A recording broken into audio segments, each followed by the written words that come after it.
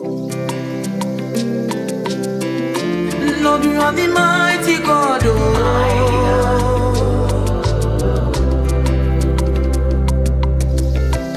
Strong and powerful is your name, great and marvelous is your grace.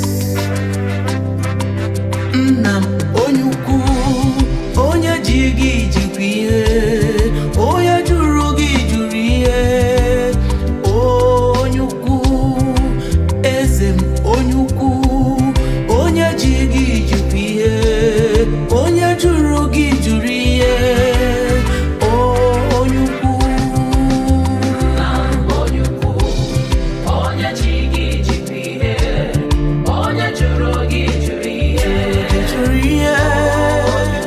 Mighty God, only one, my living God.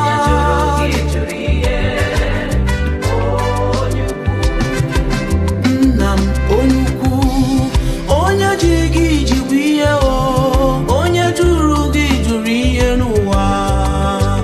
Onyeukwu, ezem Onyeukwu, onye jigi jikwiye, onye juru gi juriye. Onyeukwu, ịdị ukwu, ịdị ike, ịbụ eze dị ebube. Eze m, chiọma m, onye juru gi juriye. juriye.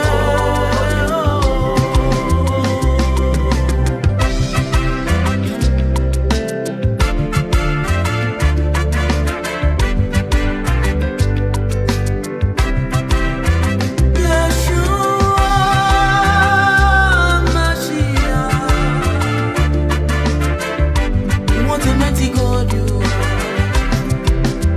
What a mighty God we serve. Heaven and earth adore thee.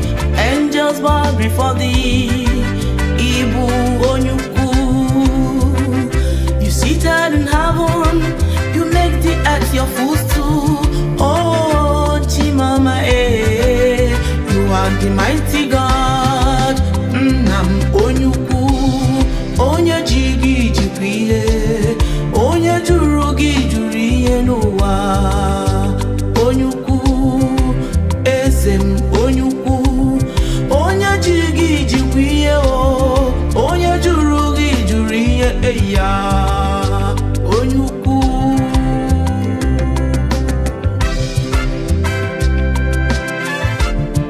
ịbụ eze dị ebube, eze dị ebube. Oh my glorious King, ihe dịka ga-akwakwala m. Hey, from age to age, you will never change. Till evermore, you will never age. My maker, helper, and the keeper of my soul. You are higher than the rest. You are better than the best. You are greater than knowledge. You are the mighty God.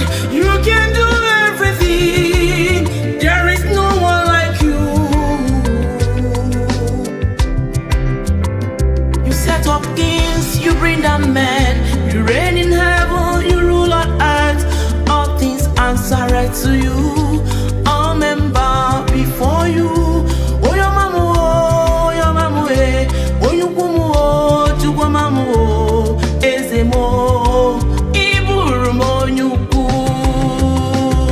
Onyeukwu, Lord, you are the